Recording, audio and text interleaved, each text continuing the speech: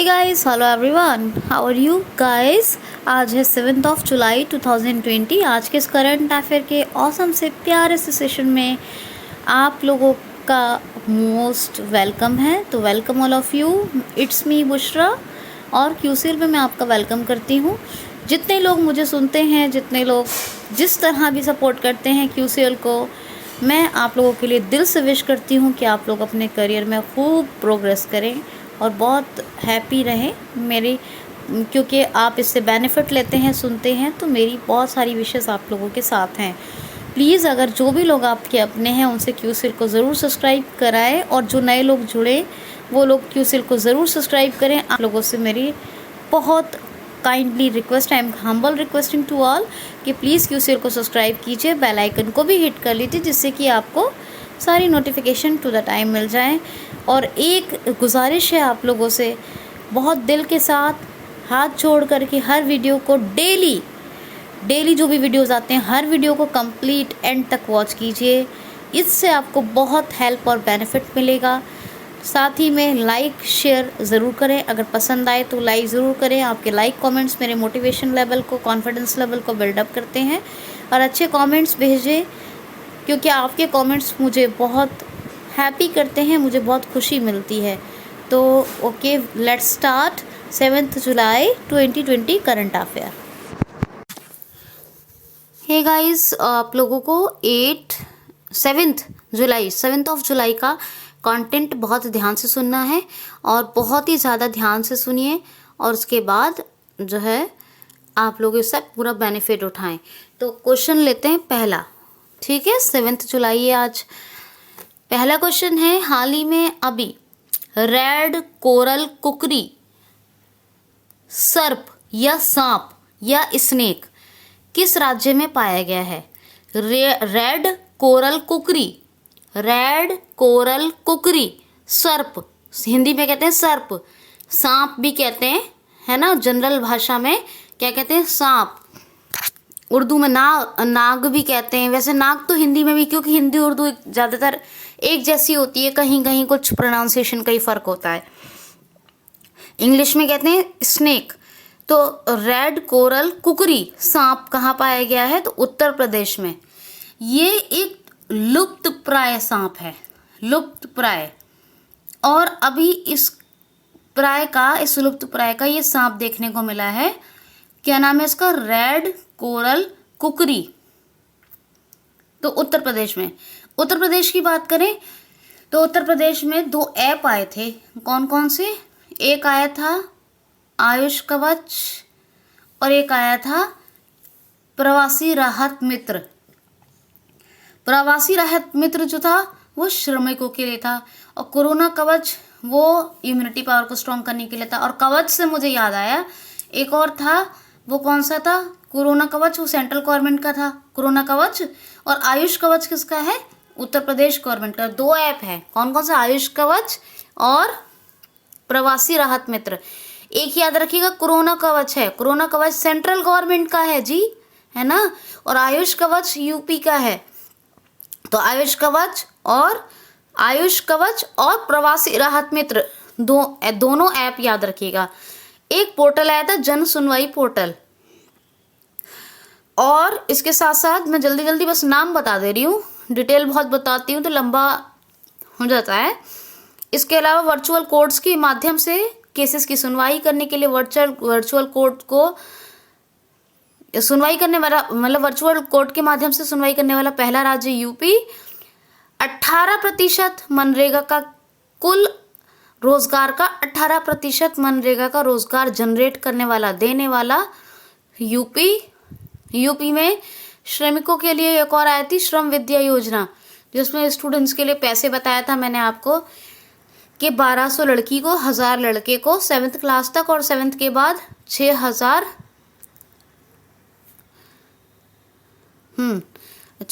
रुपये लड़कियों और लड़कों को दोनों को दिए जाएंगे 8th 9th 10th में, ठीक है।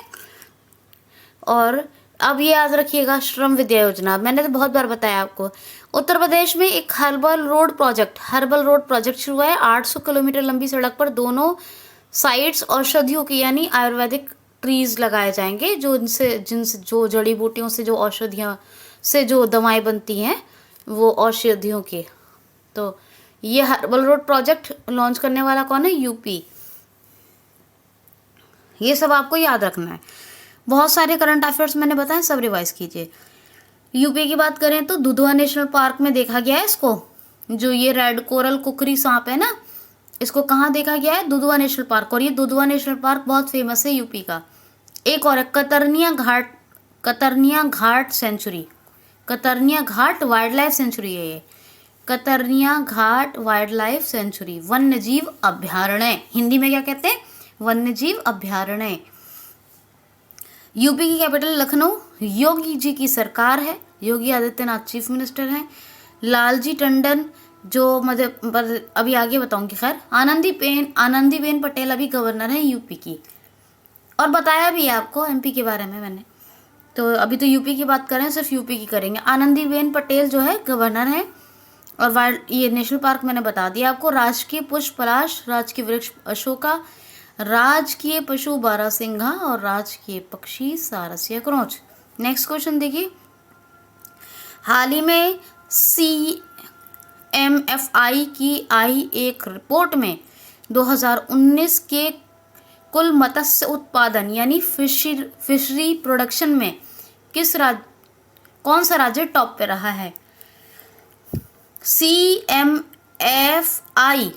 क्या बोल रही हूँ मैं? CMFI की आई एक रिपोर्ट में 2019 के कुल मत्स्य उत्पादन या फिशरी प्रोडक्शन इंग्लिश में कहें तो में कौन सा राज्य टॉप पर रहा है? तो 2019 में जो अपने देश भारत में कुल उत्पाद हुआ है, जो फिशरी प्रोडक्शन हुआ है, उसमें नंबर 1 में है। नंबर 1 स्टेट है तमिलनाडु। तो 2019 का, और 2019 की ही आई है ये अभी तो, ठीक है। 2020 की आई ही नहीं है। और 2018 में कौन रहा था? गुजरात। 2018 का गुजरात, 2019 का तमिलनाडु। 2020 की तो 21 में आएगी, ठीक है। और इसके अलावा CMFI सेंट्रल मनी फिशरिंग इंस्टीट्यूट, ये केरला के कोच्चि में है, ठीक है। याद रखना है आपको CMFI, जस्ट होल्ड। तो ये आप याद रखेंगे। तमिलनाडु टॉप पे है तो एडापड्डी के पलानी स्वामी चीफ मिनिस्टर, बनवारी लाल पुरोहित गवर्नर और चेन्नई कैपिटल है। नेक्स्ट क्वेश्चन है, हाल ही में अभी इंतज़ार आपका अभियान, और इंग्लिश में कहें तो कैंपेन, इंतज़ार आपका कैंपेन किस राज्य ने शुरू किया है? तो मध्य प्रदेश ने। देखिए MP का क्वेश्चन लिया है मैंने। इंतज़ार आपका अभियान या इंतज़ार आपका कैंपेन, कैंपेन कहते हैं इंग्लिश में। देखिए ऑपरेशन एक्चुअली होता है अभियान, और एक और होता है जैसे किसी योजना के लिए अभियान चलाया जाता है तो उसको हम कैंपेन भी कहते हैं, ठीक है। किसी योजना को लॉन्च, किसी अभियान को पूरा करने के लिए अगर कोई योजना को लॉन्च की जाती है तो उसको हम कैंपेन कहते हैं। कोई योजना को, किसी मिशन को लॉन्च करने के लिए अगर किसी अभियान को ज़ोरों से चलाया जाए तो उसको क्या बोलते हैं? कैंपेन। तो ये मध्य प्रदेश में, देखिए मध्य प्रदेश में रेवेन्यू जनरेट करने के लिए, किसके लिए? रेवेन्यू जनरेट करने के लिए, ये टूरिस्ट आए और रेवेन्यू जनरेट हो, इसलिए इंतज़ार आपका अभियान शुरू किया गया है। मध्य प्रदेश में श्रमिकों के लिए एक आई थी श्रमिकों के लिए आई थी श्रम सिद्धि योजना, सबको रोज़गार मिलेगा योजना। ये तो खैर सबके लिए थी, सबको रोज़गार मिलेगा योजना। और कुशल श्रमिकों के लिए थी एक रोज़गार सेतु योजना। पुलिस के लिए पुलिस ने शुरू की थी MP की FIR आपके द्वार। कर्मवीर पुरस्कार पुलिस वालों को अच्छा काम करने के लिए कोरोना वायरस के टाइम पर, कोविड-19 के टाइम पर जिन्होंने अच्छे से काम किया, ये 2। उसके अलावा MP की पुलिस के अलावा महिलाओं की बात करें तो जीवन शक्ति योजना। मास्क का टारगेट बताया था आपको, 200 मास्क का टारगेट होता है ये, और 11 रुपये पर मास्क के से 11 रुपीज़ पर मास्क के हिसाब से वो गवर्नमेंट को बेचेंगी। समझ में आ गई बात। इसके अलावा महिलाओं के लिए थी एक दीदी वाहन योजना। प्रेग्नेंट लेडीज़, जो गर्भवती महिला अगर कोई होगी, झबुआ आदिवासी डिस्ट्रिक्ट है झबुआ MP का, वहाँ शुरू हुई थी। तो अगर कोई प्रेग्नेंट लेडी है और उसको डिलीवरी होने वाली है मतलब हॉस्पिटल जाना है तो उसको वाहन उपलब्ध करवाया जाएगा। ये एमएसएमई के सहयोग से चलाई जाती है, ठीक है। दीदी वाहन योजना। बुजुर्गों के लिए संकल्प योजना, इम्यूनिटी पावर को स्ट्रॉन्ग बनाने के लिए एक आई थी, कौन सी, ये आई थी जीवन अमृत योजना। और एक बुजुर्गों के लिए हो गई, उमरिया डिस्ट्रिक्ट में शुरू हुई थी ये संकल्प योजना, ठीक है। और एक आई थी श्रमिकों के लिए, एक कौन सी थी, चरण पादुका पहल, चप्पलें उपलब्ध कराने के लिए, स्लीपर प्रोवाइड कराने के लिए चरण पादुका पहल। और अभी जो सुसाइड कर रहे हैं लोग, जो परेशान हैं इस वजह से, जो अकेले रहते हैं, जो तन्हा हैं, एक तो होते हैं तन्हा, एक तो मान लीजिए कोई उन्होंने धार्मिक वो ले लिया है, जैसे कुछ लोग होता है कि कोई अपने गुरु से कुछ ले लेते हैं, गुरु के एक होता है क्या बोलते हैं उसको, हाँ, जब मान लीजिए उनको साधना करनी होती है, जो लोग अपने धर्म के अनुसार रहते हैं, वो अलग चीज़ है, वो अलग होता है। वो क्या होता है कि भाई आपने अपनी इच्छा से लिया है। लेकिन एक होता है कि नहीं, हम तन्हा हैं, हमारा कोई नहीं है, मेरा कोई दोस्त नहीं है। अब मान लीजिए मैं सोचूं मेरा कोई दोस्त नहीं है, मैं तो डिप्रेशन में चली जाऊंगी, मेरा कोई, मैं क्या करूं, दुनिया में अकेले आई, अकेले रह गई। तो ये करके जो ऐसे लोग होते हैं, तो उनके लिए क्या होता है, वो बेचारे तन्हाई की वजह से डिप्रेशन में चले जाते हैं, तो अकेलेपन को फील करते हैं। तो उनके लिए जो एमपी की पुलिस है उसने क्या शुरू की, आसपास हेल्पलाइन। क्या, आसपास हेल्पलाइन। एमपी की बात करें तो कौन कौन से नेशनल पार्क हैं, माधव, बांधवगढ़, सतपुड़ा, फॉसिल्स और कान्हा। संजय याद रखिएगा, संजय गांधी महाराष्ट्र में, ये संजय है। इसके अलावा पेंच है, तो एमपी और महाराष्ट्र में फैला हुआ है। समझ में आ गई आपको बात मेरी, आ गई होगी। एमपी के जो गवर्नर है लालजी टंडन, उनकी तबीयत ख़राब है भाई, स्वास्थ्य संबंधी समस्या है उनके साथ, अभी उनका इलाज हो रहा है और ये अतिरिक्त प्रभार यानी एडिशनल चार्ज दे दिया गया है यूपी की गवर्नर आनंदीबेन पटेल को। तो और चीफ मिनिस्टर कौन है भाई, चीफ मिनिस्टर शिवराज सिंह चौहान। और इन्होंने दोबारा जैसे ही चीफ मिनिस्टर बने, इन्होंने फटाफट से शुरू कर दी मुख्यमंत्री जन कल्याण संबल योजना, याद रखिएगा। भोपाल कैपिटल है एमपी की। इंदौर को आपको बताया था कि 2019 में क्लीन सर्वे ऑफ इंडिया में, क्लीन सर्वे 2019 में टॉप पे रहा था। भोपाल में भोजताल, अपर lake, lower lake, air cargo tunnel और भारत का पहला ई वेस्ट क्लिनिक, ये सब भोपाल में। याद रखना है आपको ये सारे, ये समझ लीजिए ये सब कीमती मोती हैं जो आप लोग सुन रहे हैं, जो आप जिसकी आपको अहमियत नहीं है, लेकिन ये सारी न्यूज़ सुनने, पढ़ने और अलग अलग जगह से निकालने में बहुत टाइम लगता है। ये आपको एक ऐसा प्लेटफॉर्म है जो सारी जानकारी बहुत अच्छे से प्रोवाइड करवा रहा है मेरे माध्यम से। नेक्स्ट क्वेश्चन है, हाल ही में किस राज्य सरकार ने अभी ई लर्निंग पोर्टल LEAD यानी लीड लॉन्च किया है? किस राज्य सरकार ने ई लर्निंग पोर्टल लीड को शुरू किया है, लीड लॉन्च किया है? तो दिल्ली राज्य सरकार ने। आज आप दिल्ली के बारे में सुनिए। दिल्ली हमारे देश की कैपिटल है। ये ऑफिशियल कैपिटल कब बनी? 1931 में। किसमें? 1931 में, 1931 में। और ये दिल्ली हमारे देश की राजधानी बनेगी, ये घोषणा कब हुई? 1927 में। तो यानी 27 में घोषणा हुई, लेकिन ऑफिशियली कब बनी? 1931 में। और बंगाल से दिल्ली स्थानांतरित होगी हमारे देश की राजधानी यानी कैपिटल, ये घोषणा कब हुई? तो 1911 में। तो 1911 में बंगाल से दिल्ली यानी कलकत्ता, बंगाल का मतलब कोलकाता राजधानी थी हमारे देश की। तो ये जो बंगाल का कोलकाता था, कोलकाता बहुत बड़ा था पहले, तो उसकी बड़ा था या छोटा था वो छोड़िए, वो उतना मैं भी ज़्यादा वो नहीं ध्यान देती इस बात पे। लेकिन क्योंकि कोलकाता में हो सकता है और भी स्टेट मर्ज हैं, है ना, जो भी है, बहरहाल स्टेट क्या शहर मर्ज हों, मुझे इतना ज़्यादा मैंने नहीं पढ़ा डीपली, मतलब ध्यान नहीं दिया इस तरफ।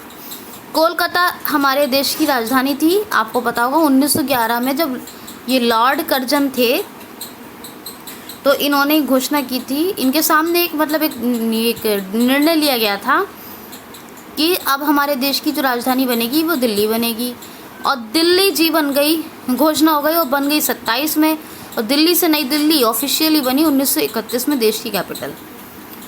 अब दिल्ली राज्य सरकार ने एक पोर्टल जो ये टीचिंग लर्निंग्स को मजबूत बनाने और टीचिंग लर्निंग्स को लोगों तक पहुंचाने के लिए पोर्टल शुरू किया, LEAD, ये ई लर्निंग पोर्टल है। एक पोर्टल पहले से है वहाँ, दीक्षा पोर्टल। कौन सा? दीक्षा।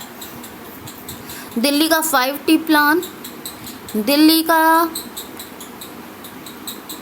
आयु रक्षा अभियान, ठीक है, ये सब याद रखना है आपको। रखेंगे ना, याद रखना है आपको। और एक और था, आपको एक और बताना चाह रही थी, दिल्ली का बहुत इम्पोर्टेंट चीज़ है वो भी, शील्ड। हाँ देखिए, शील्ड, दिल्ली का शील्ड अभियान, ये मत भूलिएगा। शील्ड 5T और एक आयु रक्षा कार्यक्रम, आयु रक्षा क्लिनिक जो है वो कहाँ शुरू हुए थे? केरला में। और आयु रक्षा कार्यक्रम कोरोना की जंग दिल्ली पुलिस के संग, इसकी टैगलाइन थी, ये दिल्ली में शुरू हुआ था। ठीक, याद रखना आपको। नेक्स्ट क्वेश्चन, हाँ यस, दिल्ली के अरविंद केजरीवाल चीफ मिनिस्टर, अनिल बैजल ये है लेफ्टिनेंट गवर्नर। यूटी भी है ना दिल्ली, नई दिल्ली राजधानी है तो दिल्ली यूटी भी है, केंद्र शासित प्रदेश भी है, याद रखना है आपको। चलिए आगे चलते हैं। हाल ही में हीरो मोटर्स ने किस देश के साथ अपने 900 करोड़ रुपए की डील को रद्द किया है? हाल ही में हीरो मोटर्स ने किस देश के साथ अपनी 900 करोड़ रुपए की डील को रद्द किया है? तो चाइना के साथ। हीरो कॉर्प ने कह दिया, हीरो मोटर्स ने कह दिया कि हम सबके साथ डील करेंगे, सबके साथ बिजनेस करेंगे, सिवाय एक देश के। कौन सा देश? चाइना के साथ हम बिजनेस नहीं करेंगे, ये कैसा कह दिया हीरो ने। तो हीरो मोटर्स ने कहा कि हम चाइना के साथ अब व्यापार नहीं करेंगे, इसलिए जितनी भी डील थी ये बिजनेस डील थी चाइना के साथ, उसी में ये 900 करोड़ की डील है, ये सब कैंसिल कर दी हीरो मोटर ने चाइना के साथ, जितनी भी थी डील। और उसमें ये इम्पॉर्टेंट डील, अभी करंट डील कौन सी 900 करोड़ की हुई थी, इसको कैंसिल कर दिया। चाइना की मैं कुछ इम्पॉर्टेंट वो बता रही हूँ, स्पेस रिलेटेड फैक्ट, वो सुनिए ध्यान से। मैंने आपसे बार बार पूछा कि मुझे एक रॉकेट का नाम बताइए, मैंने पूछा कि कौन सा रॉकेट है वो जो मैं आपको अक्सर बताया करती थी कि चाइना ने अभी लॉन्च किया है, कुछ दिन पहले भी बताया थी, आपने नहीं बताया, क्योंकि मैंने कमेंट बॉक्स में पूछा था। उसका नाम है लॉन्ग मार्च 5। क्या नाम है? लॉन्ग मार्च 5। अगर अब कोई ये भूला तो मैं समझूंगी कि आप लोग अपने लिए, मेरे लिए बिल्कुल भी ऑनेस्ट नहीं है। बिल्कुल नहीं भूलना है, आपने याद रखना है, प्लीज़ रिवाइज़ करना है, क्योंकि आपका फ़ायदा है। मुझे तो सिर्फ खुशी होगी कि मेरे दिए हुए कंटेंट से आप लाभ ले रहे हैं, लेकिन आप यकीन कीजिए आपकी मेमोरी बढ़ेगी, आपका फ़ायदा होगा, आपका टैलेंट इंक्रीज़ होगा। तो इसलिए आप याद रखेंगे कौन सा रॉकेट अभी लॉन्च किया चाइना ने? लॉन्ग मार्च 5।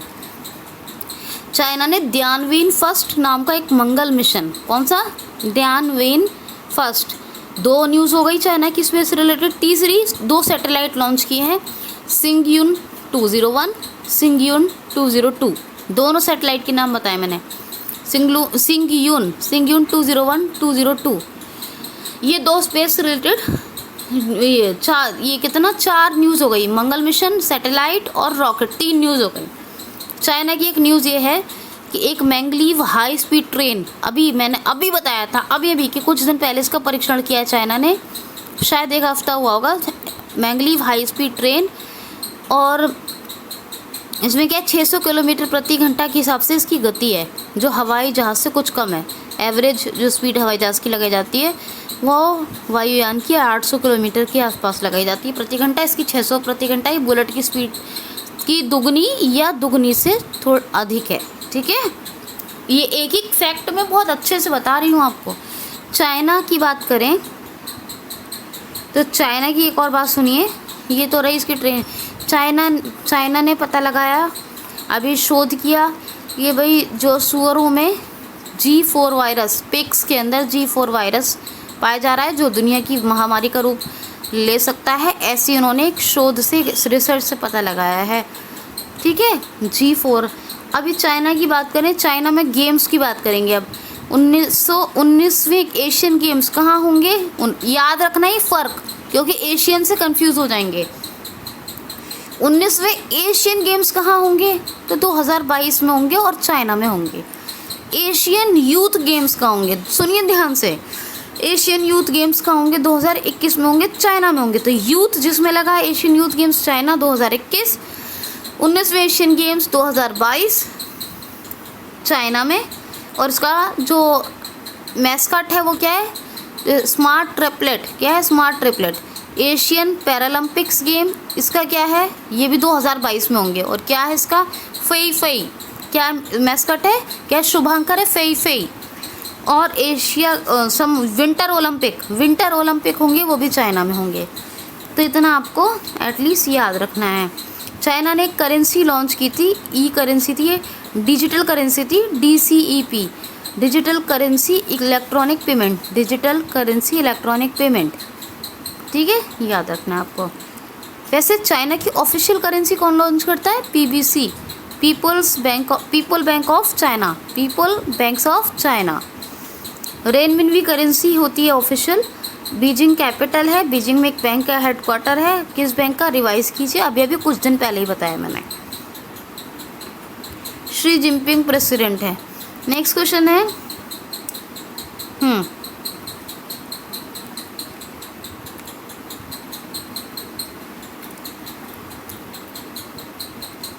नेक्स्ट क्वेश्चन है, हाल ही में अभी किसानों के लिए किस राज्य सरकार ने किसानों के लिए फसल ऋण योजना का शुभारंभ किया है? हाल ही में किस राज्य सरकार ने किसानों के लिए फसल ऋण योजना का शुभारंभ किया है? तो किसने किया है? ओडिशा में अभी किसानों के विकास के लिए, किसानों के हित के लिए एक योजना शुरू की गई है। कौन सी? फसल ऋण योजना। जो भूमिहीन किसान है, जिनको ज़मीन नहीं है, उनके लिए, इसको इंग्लिश में कहते हैं क्रॉप लोन, लेकिन ये हिंदी में याद रखना है, फसल ऋण योजना किसानों के लिए। ओडिशा गवर्नमेंट, इंग्लिश में क्या कहते हैं उड़ीसा को? ओडिशा स्टेट गवर्नमेंट ने शुरू की है। वैसे आपको बताऊं, उड़ीसा में 2 और योजना चलती हैं। एक तो किसानों के लिए चलती है, कौन सी? कालिया योजना। और एक उससे भी पहले चलती है, कालिया अब भी चल रही है, कालिया से पहले शुरू हुई थी अम्मा घरे योजना। अम्मा घरे ये किसानों के लिए नहीं है, ये घर के रिलेटेड है। और ये जो है कालिया, ये किसानों के लिए है। तो 3 योजनाएं हो गई उड़ीसा में, ये वाली। और एक मो जीवन, मो की बहुत, जितनी भी मो जहाँ सुन लें वो उड़ीसा में शुरू हुई है। और लेटेस्ट कौन से है? मो जीवन, मो प्रतिभा।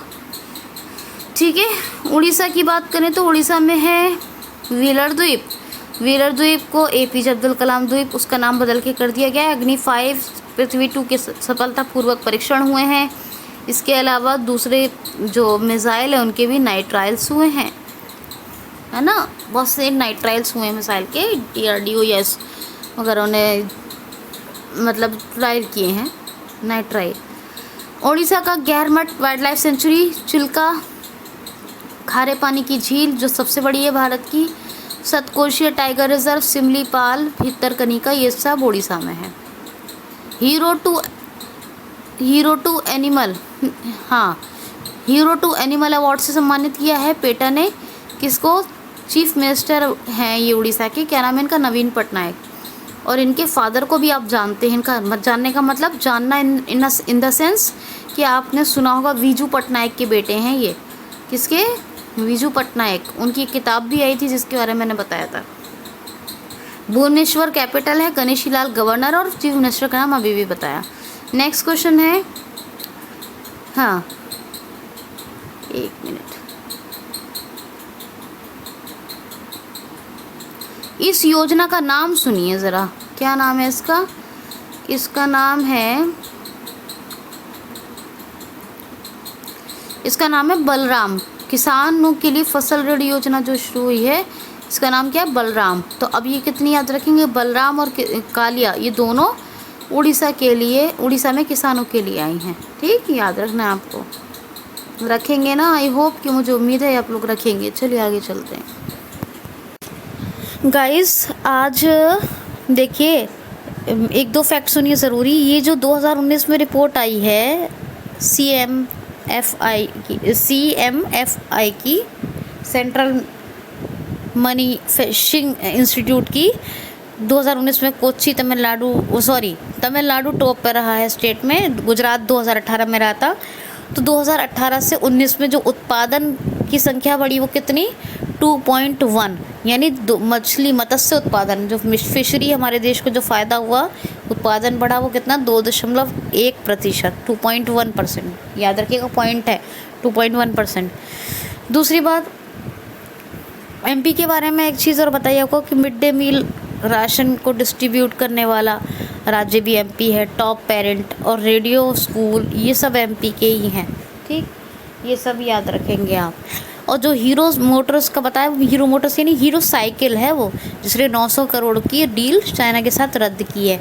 तो ये एक ज़रा भी थोड़ी सी भी मिस्टेक कहीं ना रहे, इसलिए मैंने आपको ये सारी चीज़ें बताई हैं। आप लोगों से हाथ जोड़कर रिक्वेस्ट है, प्लीज़ वीडियो को कंप्लीट और डेली सुने। पसंद आए तो लाइक ज़रूर करें, और वॉच करने के बाद जहां आप जिस सोशल मीडिया प्लेटफॉर्म पर हैं शेयर करें। जो लोग मुझे रोज़ाना सुनते हैं, मैं उनके लिए दिल से दुआ करती हूँ, विश करती हूँ कि हमेशा उनका कैरियर भी बने और खुश रहें। जो भी हमें थोड़ा भी सपोर्ट करते हैं और जो उससे बेनिफिट लेते हैं QCL से, मुझसे, तो और सुनने के बाद कमेंट्स ज़रूर किया करें, ये आप लोगों से मेरी रिक्वेस्ट है। ठीक है, चलिए नेक्स्ट क्वेश्चन लेते हैं। हाल ही में अभी जीन कॉस्टेक्स किस देश के प्रधानमंत्री बने हैं? जीन कॉस्टेक्स तो फ्रांस के प्रधानमंत्री बने हैं। आपको बताया था कि एडवर्ड फिलिप ने रिज़ाइन दे दिया है। एडवर्ड फिलिप ने अभी कल परसों ही बताया है। फ्रांस के प्रधानमंत्री थे एडवर्ड फिलिप, इन्होंने रिज़ाइन कर दिया, और अभी जीन कॉस्टेक्स, क्या नाम है, जीन कॉस्टेक्स नए प्रधानमंत्री बने हैं फ्रांस के। फ्रांस के राष्ट्रपति कौन हुए? Emmanuel Macron. प्रधानमंत्री कौन हो गए? जीन कॉस्टेक्स, ये नए प्रधानमंत्री, इनका नाम याद रखिएगा। पेरिस कैपिटल, करेंसी यूरो, और पेरिस में FATF financial action task force IEA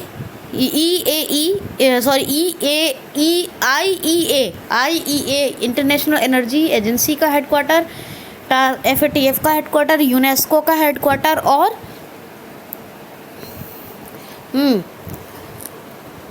OECD का हेडक्वार्टर है। OECD organization for economic corporation development. तो ये आपको याद रखना। नेक्स्ट क्वेश्चन है, हाल ही में अभी CBSE ने टीचिंग स्किल को बेहतर बनाने, टीचिंग स्किल्स को बेहतर बनाने और शिक्षकों और छात्रों को प्रशिक्षण देने के, यानी ट्रेनिंग देने के लिए किसके साथ समझौता किया? तो फेसबुक के साथ समझौता किया है। CBSE ने अभी टीचर्स और स्टूडेंट्स को स्पेशल प्रशिक्षण यानी ट्रेनिंग प्रोवाइड करने के लिए। तो CBSE के चेयरमैन कौन है? मनोज, यानी अध्यक्ष मनोज आहूजा, और 1962 में स्थापना हुई थी इसकी, नई दिल्ली में हेडक्वार्टर है। ठीक है, क्वेश्चन सुनिए। हाल ही में अभी किसने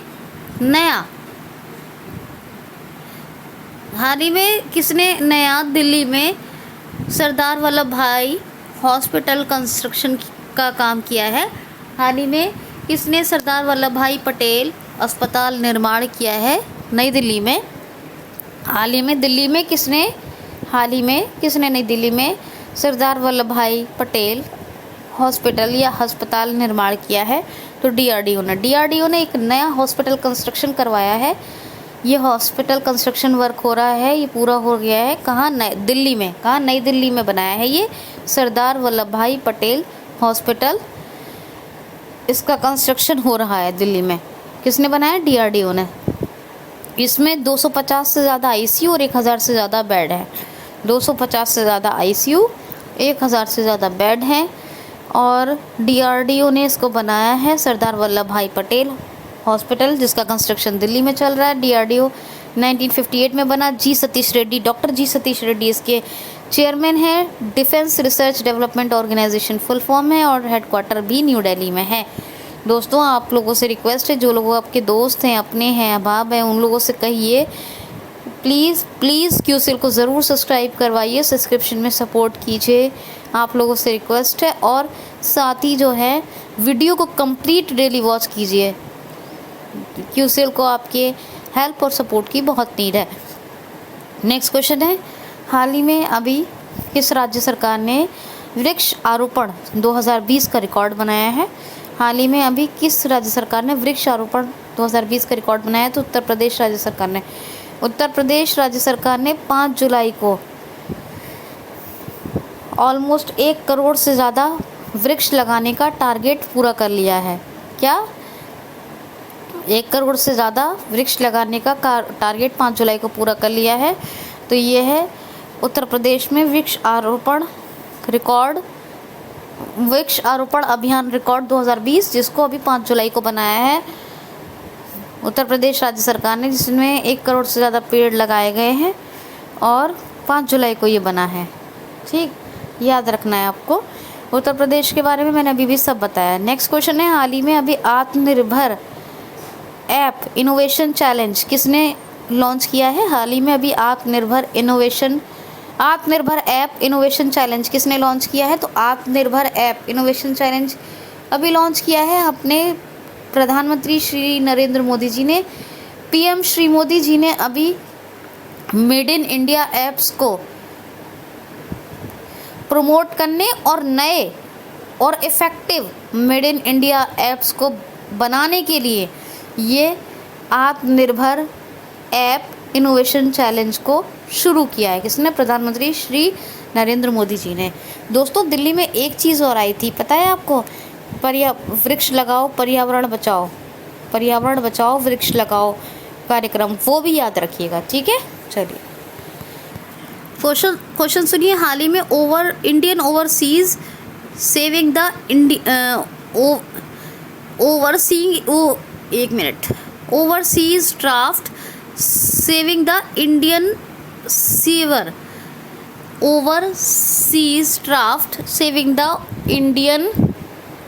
सीवर नामक पुस्तक किसने लिखी है? इंडियन ओवरसीज ड्राफ्ट या overseas draft saving the Indian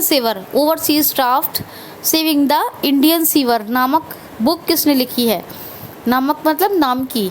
तो अभी overseas draft saving the Indian sewer नामक पुस्तक लिखी है हमारे आरबीआई के पूर्व गवर्नर उर्जित पटेल ने। ये एनपीए के ऊपर लिखी, नॉन परफॉर्मिंग एसेट्स। क्या? नॉन परफॉर्मिंग एसेट्स की क्या होते हैं? नॉन परफॉर्मिंग एसेट, ये जो कंपनीज लोन लेती हैं और अगर उसको ना चुकाए जाएं, वो टाइम पे ना चुका पाए, जो कंपनीज लोन लेती हैं, तो वो क्या बन जाते हैं? Non performing assets.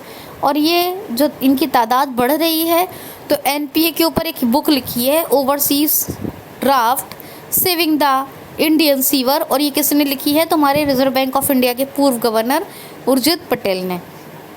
Next question है, डायना अवार्ड 2020 से किसको सम्मानित किया जाएगा? हाल ही में डायना अवार्ड 2020 से किसको सम्मानित किया जाएगा? तो प्रिया ठकराल, ये इम्पॉर्टेंट है। डायना एक राजकुमारी हुआ करती थी, ब्रिटिश राजकुमारी। तो डायना अवार्ड 2020 से अभी प्रिया ठकराल को सम्मानित किया जाएगा, ये याद रखना है आपको। और ये नेक्स्ट क्वेश्चन है, हाल ही में अभी भारत का social media super app alignments किसने लॉन्च किया है? हाल ही में भारत की पहली सोशल मीडिया सुपर ऐप है, ये नाम है इसका। अलाइनमेंट किसने लॉन्च किया है? तो हमारे अभी वाइस प्रेसिडेंट हैं, उपराष्ट्रपति हैं प्रेजेंट टाइम के, Venkaiah Naidu.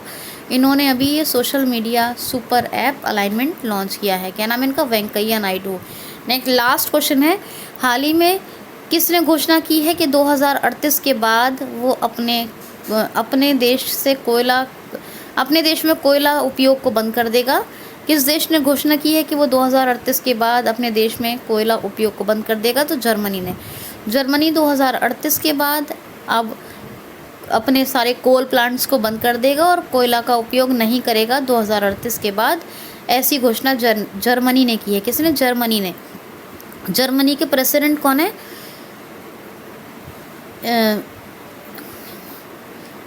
Frank vault स्टेनवियर, Frank vault स्टेनवियर ये प्रेसिडेंट हैं और बर्लिन कैपिटल है और करेंसी है यूरो। ठीक है, और एक और फैक्ट याद रखिएगा कि डीआरडीओ का मोटो पूछ लिया जाता है एग्जाम्स में। डीआरडीओ का मोटो का है क्या है, तो क्या मोटो है इसका? इंग्लिश में है strength origin is in science. क्या है? Strength origin is in science. Sanskrit में वलश्य मूलम विज्ञानम, वलश्य मूलम विज्ञानम। तो ये आपको याद रखना है। अपना ख्याल रखिए। आज के लिए इतना ही दोस्तों। Keep smiling, take care, thanks for watching.